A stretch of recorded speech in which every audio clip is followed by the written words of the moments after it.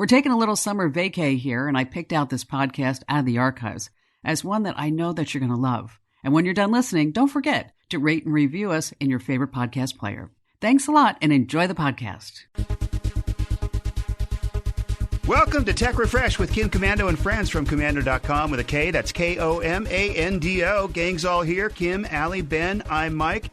Today, the scam of the week. Well, what you need to know about a new phishing scam that involves X-rated email, of course. And we'd love it if you tap the subscribe button before we get started. This way, you get these podcasts delivered to your device every single week automatically. It works perfectly. And we get started with the news. And as always, it's Kim Komando. Well, the big news is out this week about the drug dealers and the app that tricked them. But it wasn't really an anonymous chat app that works on a standard smartphone like all the news outlets are saying it is. I did some research. I went down that Allie Seligman rabbit hole. Welcome. Happy to have you. It's like, oh no, I'm down. For somebody get me out of this. Well, I'm going to get to all that in a sec. So here's the deal. You may have heard FBI agents here in the U.S., similar crime-fighting organizations around the world, they were so smart. They duped all these suspected criminals by tapping into their super secret conversations. And how they did it was interesting. Now, there are things called hardened encrypted devices. Have you ever heard of this? No. Not that term, no. Nope. Hardened encrypted devices.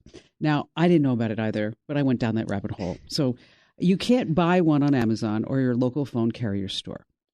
You have to know someone who knows someone with these connections to get you one. They cost around $1,500, and you're going to pay for it using Bitcoin because you don't want to be traced, obviously. And at first glance, when you see a picture of it, it looks like a cheapo cell phone. But here's the deal. You can't use it to make phone calls. You can't get on TikTok. You can't get on Facebook, Twitter, or any place on the internet. Okay. The only thing that this hardened encrypted device does is let you use an app. And this app was developed by U.S. and Australian agents, and they called it Anom, but it's AN0M. But if you're a drug dealer, a trafficker, a criminal, and somebody's selling you a hardened encrypted device with a super secret app called Anom, right? Yeah. You're like, hey, this is actually pretty darn good. So the drug traffickers and the criminals, they start selling each other these Anom hardened encrypted devices.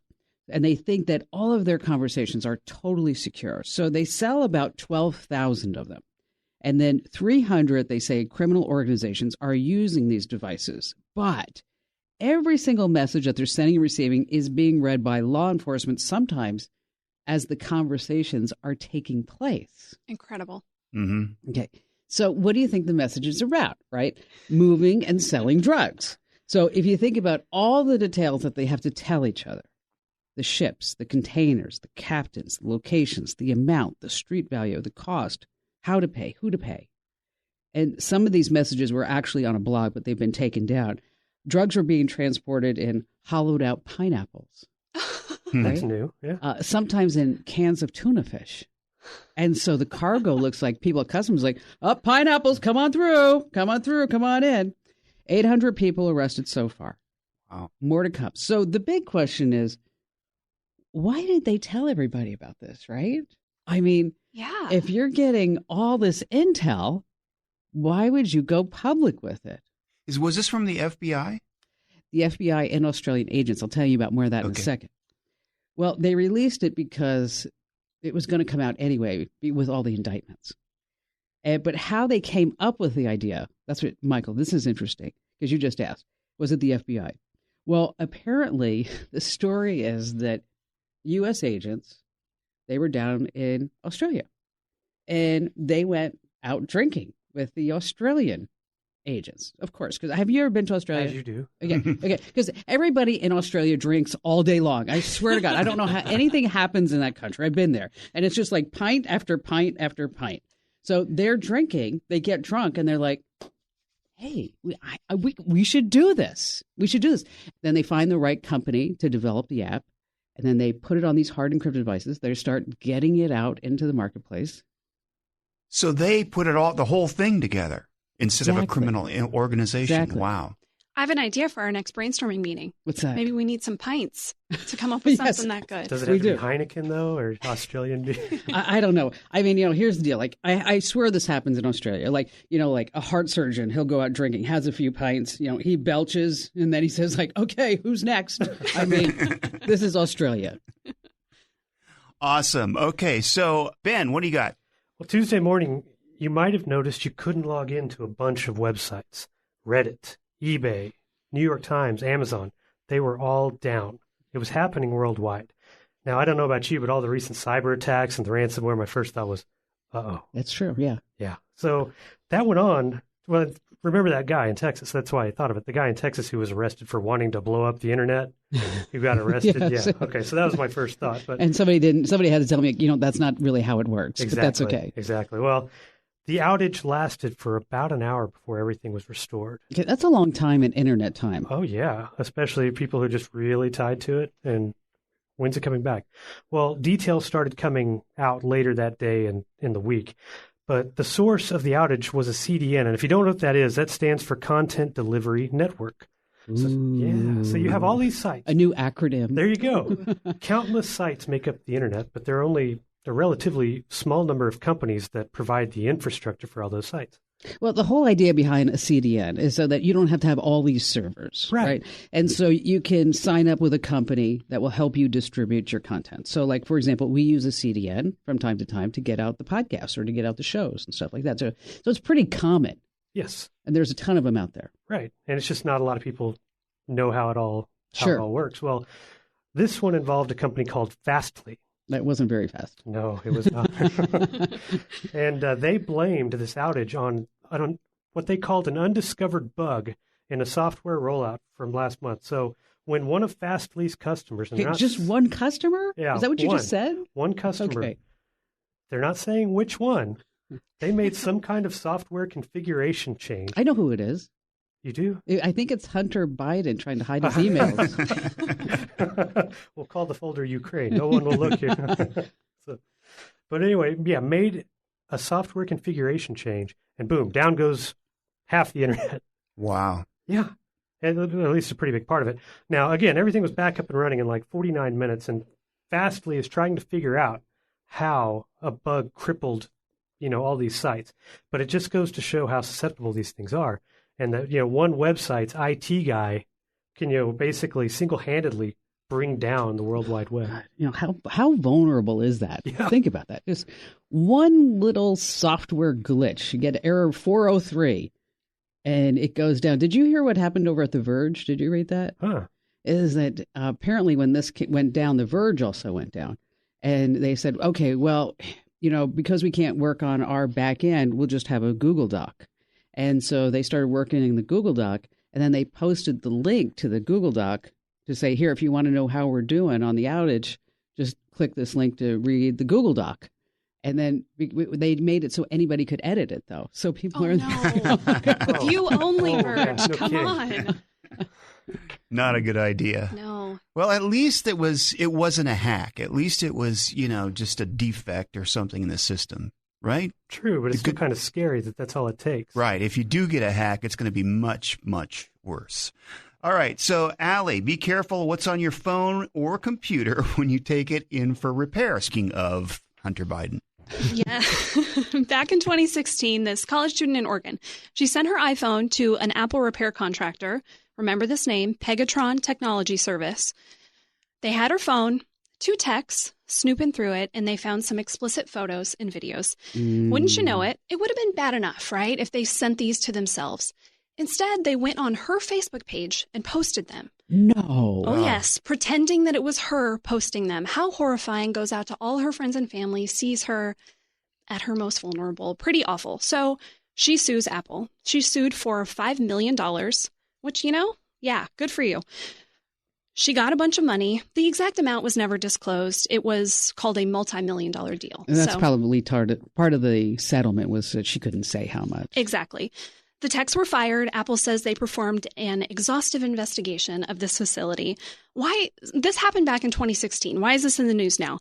Well, Pegatron reimbursed Apple for the settlement, And then they sued their own insurance provider trying to get coverage because the insurance provider didn't want to pay for it.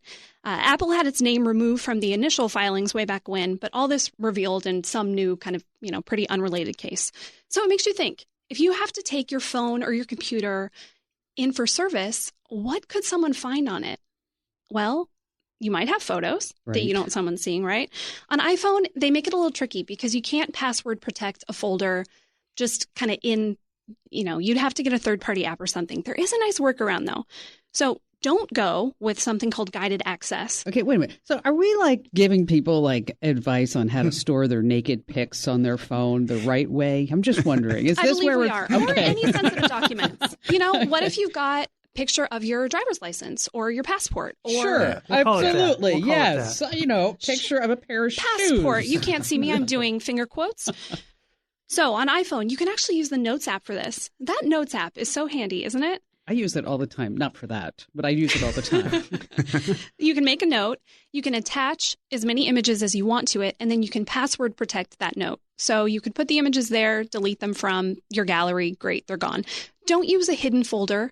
Hidden folders on your iPhone are not password protected, and you can bet any kind of tech looking for things is going to go looking there. That's the first place they go. Yeah. Wow. Exactly, yes. Yep. If you have an Android phone, something really handy there called guest mode, which is nice. All you have to do is swipe down from the top on your Android screen. There's a little profile icon of you. You can click it and you can change to guest, which is pretty great. That way, nobody can see your contacts, your photos, any other personal stuff. I always wish that, Apple would have that, because it seems like that's a natural thing. That you should be able to give a maintenance account or a guest account for when you do need to have some work done on your device. I agree. And every time there's an iPhone update or, iOS 15, they just release all the details. Every time there's a new one, I'm a little surprised there's not more of that stuff. And, I have to imagine it's coming down the road. Do you know, a naked man, I don't know if you saw the story, a naked man actually broke into a church. Did you hear about that? Oh, no. Here's another one. How do you know? How do you know? Oh, come on. All right. The police chased him around and they finally caught him by his organ. Oh, no. Okay, with that, hey, we've got... No, we're not going. No? When I walked into the studio today, I heard something that I heard a couple of phrases. It was my first job, roller skating DJ. Right. What was that, Mike? We were talking about sports, and Allie and Ben were talking about hockey and how it's so fast and that they're all on skates and they're amazing at what they can do. And that took me all the way around to one of my first jobs was a DJ. Before I was in radio, I was a DJ at a roller skating rink. So don't challenge me to a roller skating contest. Could you skate backwards? I could skate backwards Oh, and wow. forwards Really? and do twirls. And hey, I You're spent a lot of kidding. time there. Oh, I man. didn't know about this hidden talent. We need to get Mike over to the Great Skate or We whatever gotta it have is now. on our next outing. We'll have to go to a roller. Do they still have Yes, roller they do. skating? Okay. Yeah, they do. Okay. Okay, so now, can you remember, what was the big song? Oh, What was the big hit that people wanted, time and time again? well, I don't know if it was the big song of the day, but the one there was one guy that would just request the same song over and over again, and he course. was a country fan, and it was the Ozark. Was it maybe it was Alabama? I gotta figure out the song. I don't know. I thought it was going to be remember that song? I got a brand new pair of roller skates. No, that was You got a brand surprisingly new no. key. We didn't get too many requests Stop for it. that song. Remember that song that goes, "Oh boy, now I gotta sing." You guys are making me do crazy things. Built it up. Oom boppa, now, oom boppa, oom boppa. That's Okay. the song that he kept on. I don't remember the I name could of see it. skating along to that. But I I guess do, so. I do have nightmares about it occasionally. Just around the corner, our quick tip is about streaming music, a streaming music service, and also our favorite tech productivity hacks. So keyboard shortcuts, Google shortcuts, do not disturb shortcuts. We'll talk about that. Kim's going to be back for Ben's product review, and Brand New or Not True is just ahead. It's Tech Refresh with Kim Komando and friends from Komando.com.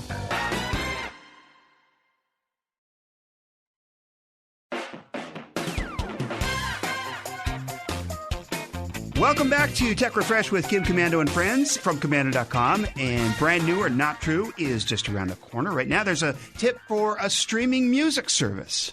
Okay, pop quiz, guys. What is the most popular music streaming service? Oh, it's got to be... Say Spotify. Okay, Mike? Yeah, I'll go with Spotify. Yeah, it's Spotify. The last big survey was back in 2019, but Spotify is at about 35% of the market share. Apple Music is next. That's at 19. Amazon, 15. What do you two use? Amazon. Used to have Spotify. Now I've got Apple Music as part of those bundles. All right, and I am a Spotify gal. I like it because it's really easy to collaborate. I'm going to share one of my very favorite things to do. You can make a playlist with someone, and you can both add things to it. This is really fun. Maybe you're going to go on a road trip, have a party. Maybe you just want to make a playlist with a friend who lives far away. You have to do this on the desktop app. So you open it up, click on any playlist, and then there's a button that says Collaborative Playlist. You actually can do this in the mobile app too. You tap the little 3 dots on a playlist, and you can click Make Collaborative, and then you can share it with someone, and you can all add songs to your heart's content. Well, it's good to know that now. Maybe if you ever go back to Spotify. It's time now for America's newest national game show sensation, where you can play and guess, is it brand new or not true? Every week, literally thousands of new product sites, apps, and services are announced in the technology world.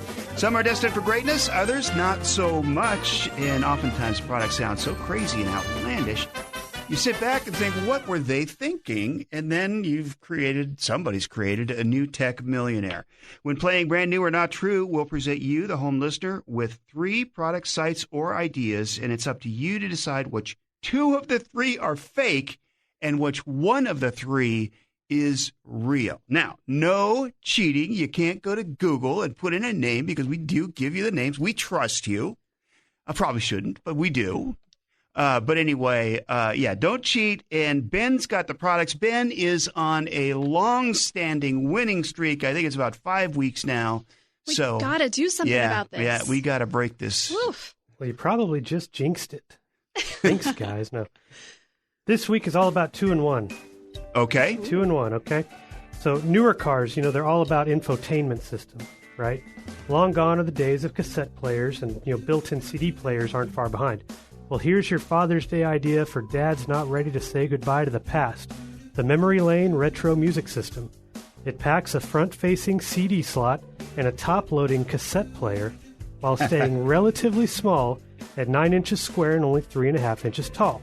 So you power the memory lane through the DC port and connect it via auxiliary cable or Bluetooth, and then you can jam to your old CD or cassette collection in no time. Now, it's made to rest on a flat portion of your dash and stays in place thanks to a non-slip pad that's included. Now, nostalgia isn't always cheap, and the memory lane retails for $119, although it's on sale through the remainder of June, Father's Day, for $89. Now, if you pay $99, you get a combo CD cassette storage case that attaches to the back of the car seat headrest. So it's a cassette player and what else? And a CD player. CD player, cassette player. Go ahead. Product number 2. Okay, so think about the popularity of ultraviolet disinfection, particularly over the past year.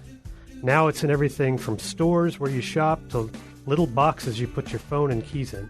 Now it's coming to the laundry room in the Samsung Smart Electric Dryer with steam sanitize and UV sterilization. The 7.5 cubic foot dryer is a front loader in black stainless steel with Wi-Fi connectivity and the added bonus of UV LED panels built into the inside of the door. So when there's 5 minutes left on any given drying cycle, if enabled, the system activates the ultraviolet system and then turns off when the dryer is complete. This dryer retails for $12.99. Okay. Pretty expensive. Go ahead. Okay. Other umbrellas may come and go, but the rain torch is here to stay. Sure, it's waterproof, but it also packs a fiber cage framing system made up of fiberglass and metal to withstand high winds. Not just that, it's called the rain torch because it also has a pivoting flashlight built into the handle that can shine a beam more than 300 feet away and last nearly 200 hours. That means better visibility for you and for drivers who might not otherwise see you. Now, you might think a well-built umbrella with a sweet pivoting flashlight would be heavy, but it actually weighs less than a pound. Now, while its usual retail price is in the $70 range, it's been known to go on sale for about $50. Wow. As always, fantastic products. The Rain Torch umbrella for $50. Great idea. Samsung Smart Electric Dryer for $12.99 with LED panels inside that disinfect the clothes. And then the Memory Lane Retro CD system. It plays cassettes and CDs. Awesome products every time. This is hard. Okay, so how do we start eliminating these? Samsung Smart Electric Dryer for $12.99. You know what? My initial thought when he was talking about this product was, well, that could be real. Mm-hmm. I'm looking at it now, and it doesn't make too much sense, so I'm going to go with that one. The one that I usually eliminate first is the one that's usually real. So I'm going to say the Smart Electric Dryer is real, the Rain Torch umbrella is fake, and the Memory Lane Retro CD system for Dad with his cassettes is fake. Oh, boy. All right. I can't pick the same one as you because I need one of us to be right. Better chance of winning. Hopefully. Okay. I do think the Samsung dryer, I know they have UV stuff. They have disinfecting little closets. I'm going to say the dryer, they don't need it. Mm-hmm. You get your disinfection through hot water in the washing machine. Oh, I want that Rain Torch. That sounds awesome. It also maybe kind of sounds like a Ben invention. Ugh. A Benvention, if you will. A Benvention. But I could also see you thinking, how can I listen to all these old CDs in the car? Let me invent the memory lane. I'm going to say the Rain Torch combination flashlight and umbrella is the real product. Okay. Good for Portland, Seattle folks. There you go. All right. Ben. Okay. Did one of us win? Just tell us if one of us won. Well, that would kind of ruin the surprise, that ruins wouldn't the surprise. So okay. Tell me what's wrong. All right. So the Smart Electric Dryer by Samsung. Oh, dang it. I made that up. Yeah. I made that up. Oh, and then you've got what Allie selected, the Rain Torch, which I'm sorry to say is real. Oh, yes! There you go. Oh, finally. Great so, job, yeah, I did make Allie. up the memory lane. Phew. The memory lane that? and the Smart Electric Dryer. Yeah, so the Rain Torch, and it just came out a few days ago. It's made by KeySmart. They make those key organizers and everything that are. But they make all this other stuff too, and I got the email about that, and it's like, that's sweet. Yeah, that sounds pretty cool. Do you guys still have tapes around? No. Somewhere in a box, maybe. Yeah. I still have some CDs, but man, cassette tapes, like all those maxi singles and all that stuff, long gone. Yeah. Yeah, me too. Neither. CDs, a few CDs. No tapes. No tapes. My parents, I think, threw away all their tapes. All right, so that's it for this week's edition of Brand New or Not True. Thank you, Ben and Allie. And up next, we're going to take a look at our favorite productivity hacks, like, I don't know, keyboard shortcuts, multiple monitors. Also, the Do Not Disturb tasks in Google Calendar. We'll have to think about that a little bit. Also, our Scam of the Week. What you need to know about a new phishing campaign involving X-rated emails.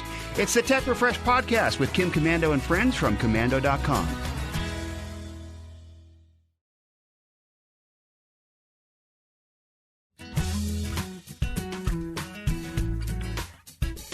Welcome back to Tech Refresh with Kim Komando and friends from Komando.com. Every week we give you the inside scoop on what's going on in tech, so you're the source of tech information for your friends and family. This week, we're going to take a look at productivity hacks across the board. Go ahead. Yeah, I was thinking about how much time tech saves us. And if you know the right shortcuts, the right tools, find things that work for you, it can really boost your productivity.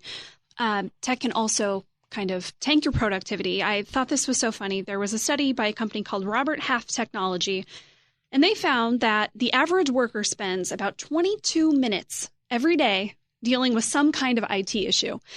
Think about how much time that is. Over the course of a year, that's 91 hours, which is like 2 weeks. A waste of time. So, number one, even if we're talking about your devices at home, make sure your stuff is updated. If you keep your tech updated regularly, that'll wipe out at least some of these problems that waste your time. You know, if your system is, if you're not running the latest version of fill in the blank, yeah, you're going to run into issues.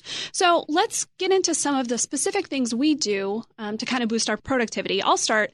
I'm a big keyboard shortcut kind of person.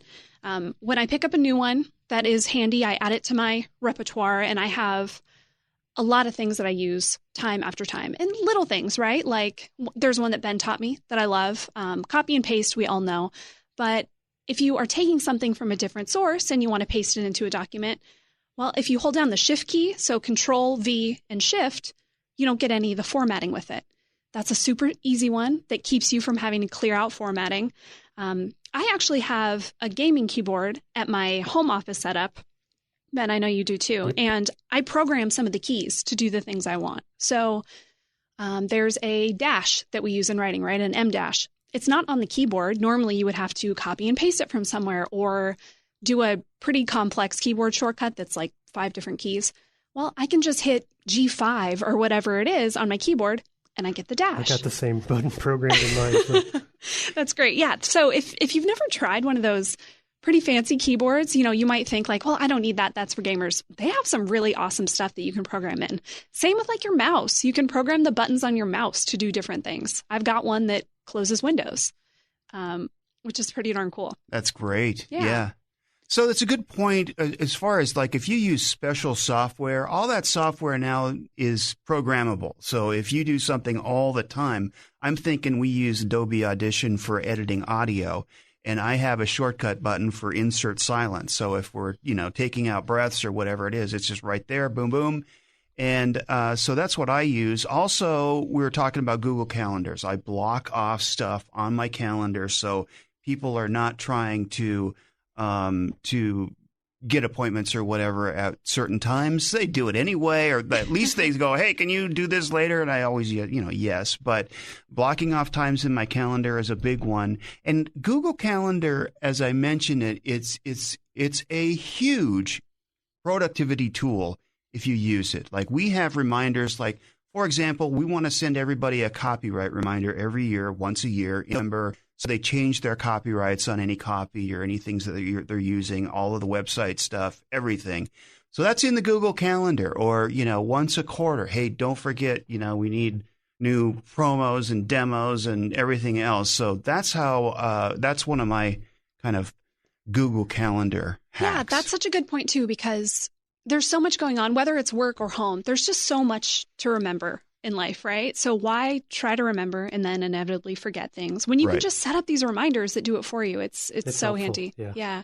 And go back to your keyboard thing. Yeah, I'll use the programmable buttons. Another good one is the Control-Alt-Delete. The task manager. Just have a button program for that.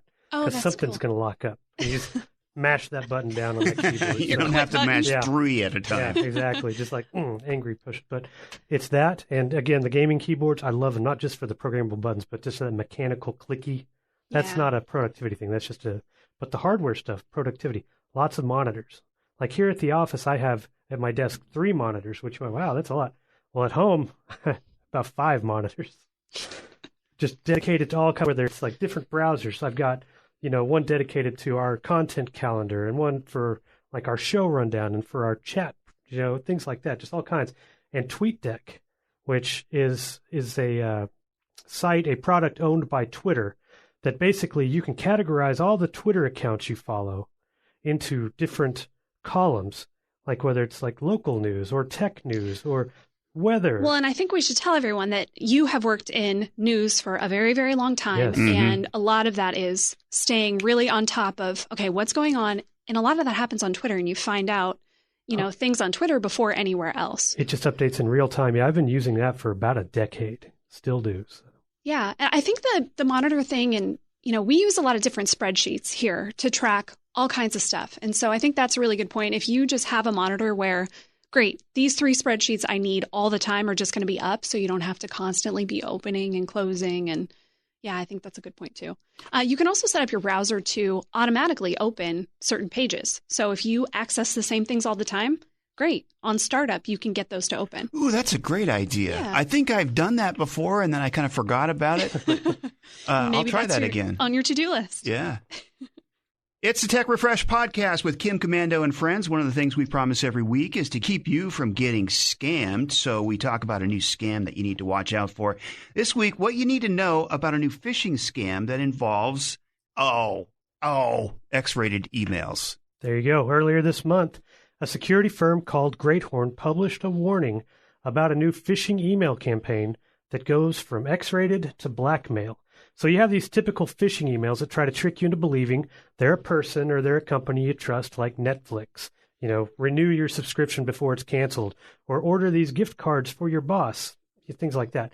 Well, these emails take it further, and researchers have seen these X-rated phishing attempts go up nearly 1,000% in a year. Wow. Yeah. So you'll get an email. It directs you to click on a link. That'll take you to one of two types of sites. The one that looks like a sketchy dating site, or at least one that's sketchier than usual, and it goes well beyond the usual headshots, and they want you to pay to join. You're just turning over your information in your banking account at that point. The other is a site with X-rated photos, and it wants you to confirm your zip code to find local people to meet up with. Mm-hmm. Yeah, once again, you turn over any personally identifiable information, whether it's payment or personal, and then you get another email. This one threatens you with blackmail unless you pay more or turn over additional info. And, it's bad. So we have all the details on these phishing emails at Komando.com with tips to avoid being taken. But just remember, real people don't email naked photos of themselves to randos. Fall for it, and you're just going to be the one who is indecently exposed. Yes. All right. Speaking of productivity, here's a 12-year-old boy we're going to tell you about who, he was extra productive during this pandemic. He's going to put us all to shame. Also, Ben, you've got a product review, one of the things we look forward to every week. Just give us a little hint. What's it going to be? Well, it's about wearables, but not the kind you wear on your wrist like a smartwatch. I'm talking about a smart ring. Okay. A smart ring that not only just tracks how much you sleep, but really digs in to the quality of your sleep and overall health. It's a health tracker. All right, we'll look forward to that. And Kim will be back for that as well. It's the Tech Refresh podcast from Kim Komando and Friends and Komando.com.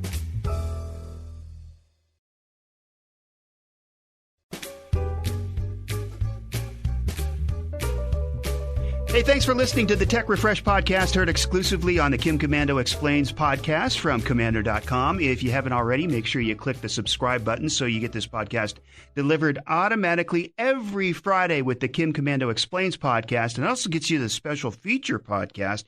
Well, this week, if you have products at home, we talk about it all the time, the Internet of Things, and they can get hacked. So we called in an expert.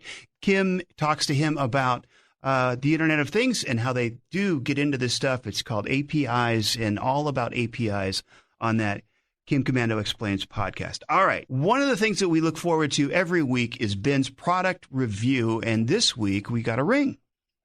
An actual ring. So when you think about wearables, what is it? You think watches, right? Maybe glasses. Okay. But you don't think much about the ones that actually go around your finger, but they exist. And you may not have heard the name Oura before. It's O-U-R-A, but they really made kind of a name for themselves in the past year because they had a knack for picking up the subtle signs of illness in people who were later diagnosed with the flu and remember that. COVID. So that's kind of what put them on the radar. But they have this element to them, and this is the reason I wear one in addition to an Apple Watch, because the ring is really about your sleep. I don't just mean basic sleep tracking. But if it's sleep tracking, then why do you have it on now? I mean, you're at work. Well, because it does. Is that something you don't want me to know? His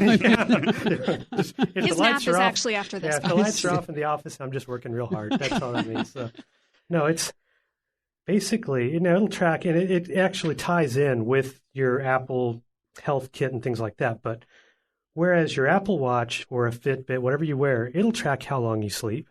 It'll say how long you were asleep, maybe a few other metrics, but this one really digs into it. So you get up and you open the app after you wake up and you check your readiness score. And that takes into account your sleep, your resting heart rate, variability, things like that. And it compares that night's data to like the days and weeks before to kind of give you an overall sense of where you are. And, I've been wearing this thing for 4 months. And it's really given me this kind of eye-opening and not such a good thing about how I sleep. Like a couple days ago, I looked at it and I got about 7 hours of sleep, which is pretty average. But of that, it says I only got 2.5 hours of REM sleep. And as far as deep sleep goes, 16 minutes. Ooh. Wow. Yeah. What's a good amount? More than more than that. It's a few hours, I would think. But I mean, it just goes to show. Now, now let me ask you a question before you move on. Sure. Now, when you look at that and it says that you are not ready for the day because you didn't get all that deep sleep, do you feel yourself like in the middle of the day going, yeah, I'm a little tired because I didn't get the deep sleep? I mean, whereas like 6 months ago, you'd be like, I'm just a little tired because maybe I need a better lunch. So you're saying like ignorance is bliss. Exactly. Like if you didn't know, maybe, there are some days if I know I woke up tired, I probably didn't sleep well, I don't look at the app. I don't want to know. I'll tell you, you do look like a geek, though. I mean, if I just were to see you on the street, and A cool geek? Yeah, I mean, look at him. I mean, he's got the watch, going on his left hand, the ring on the right hand, and I mean, if you had a pocket, I swear there should be a pocket protector. I mean, there should be something else there. I rocked the phone holster far longer than was socially allowed. And you got married with that phone holster, too. I did. I think it was actually on and under then my she tux threw it coat. away. Yeah. Yes, exactly. But it was right next to the pager, so it didn't matter. I'm sorry, we digress. I'm sorry, Ben. We just totally take over your product reviews all the time. I won't say it's like changed my life, but it's actually made positive steps to like I'm more conscious about, because it'll give you reminders. You probably shouldn't eat a heavy meal before bed, or you really had your heart rate was elevated last night. You probably shouldn't work out too hard today, kind of thing. Rest today. Oh, thanks, ring. Stuff like that. But, so let me ask you a question. So you have the watch and the ring. Mm-hmm. Could you just get rid of the watch? No. How dare you? Sorry. God, I got such a dirty look there.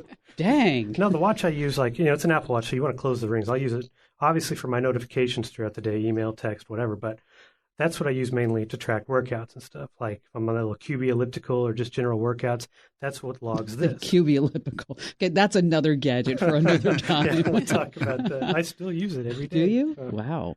Yeah. But this I mainly use for sleep, but it ties in, so it'll also mix the data and record it together into the, respective apps. So. And how much is it? This ring, they start at $300, but it's like scratch-proof titanium. It lasts a week on a charge, and the app is free. So it is more expensive than some watches, not an Apple Watch, but some watches. But it actually, especially if you don't sleep all that well, it can be of benefit. And it does look nice. It doesn't look like you're wearing some weird thing. It doesn't. Yeah, it just looks like a ring. You can choose ring. from a few different colors, and I just chose one. Well, it kind of goes with the theme I already have. Or, you could call it like your secret decoder ring. Secret decoder ring. To decode how badly you slept. Yes. Exactly. Does it have a charging port? Is that how you charge No, it? it comes with its own little proprietary base. It's a little elevated circle that just Okay, so it's a sits magnet. over. Okay. Just sits on top. Wow. Awesome. All right, so you think you got a lot done during this last pandemic, the last 14 months or whatever it is. You've been sitting about home. I don't know, maybe you just real proud of yourself. You built some furniture or whatever. Well, we've got a kid that's going to put us all to shame. Mike Wimmer, he's a 12-year-old kid from North Carolina. He's got a pretty big accomplishment under his belt now. He just graduated as high school valedictorian. Wait a minute, he's 12. He's 12, but that's not even it. Okay. He also graduated from college the same week. During the pandemic, like all of us, Mike had a lot of extra time on his hands. He said, why would I just sit around doing nothing? I could take a few extra classes. Well, he finished up his high school requirements in December, and then he focused on community college work. He did 2 years of high school and a 2-year associate's degree just in 1 year. And now he's been accepted as an aerospace engineering major at Georgia Tech. Again, this kid is 12, okay? It's amazing. Surprise, that is not all. Mike has also started 2 technology companies. He started the first, it's called Next Era Innovations, when he was 7. He knows about a dozen computer languages. I love this. There's a lot of pushback he gets that, man, you must not have a very fun life. You're not a kid anymore. He told this to the Today Show. If you look around my room, there's Hot Wheel cars along the walls, tracks on the floor, there are Legos all over the place. I'm having the time of my life doing everything, whether that's at school or my businesses, and still being a kid. I love this kid. Mike also graduated from high school with a 5.54 GPA. He's a valedictorian, and from community college with a 4.0. Wow. I didn't know it went above 5 like that. I did not either. Wow. Well done, Mike. What did we get done during the pandemic? Anybody? Any projects? I watched a lot of Netflix. No, we did a lot around the house, but man, nothing like Bought an air fryer. There you go. You bought a lot of stuff. If you'd like to comment about the podcast, good or bad, mostly good, send us an email to podcast@komando.com. Again, that's podcast@komando.com. On behalf of Kim, Ben, Allie, I'm Mike. We'll see you next time. And for the latest digital news and articles anytime, go to komando.com with a K. That's Komando.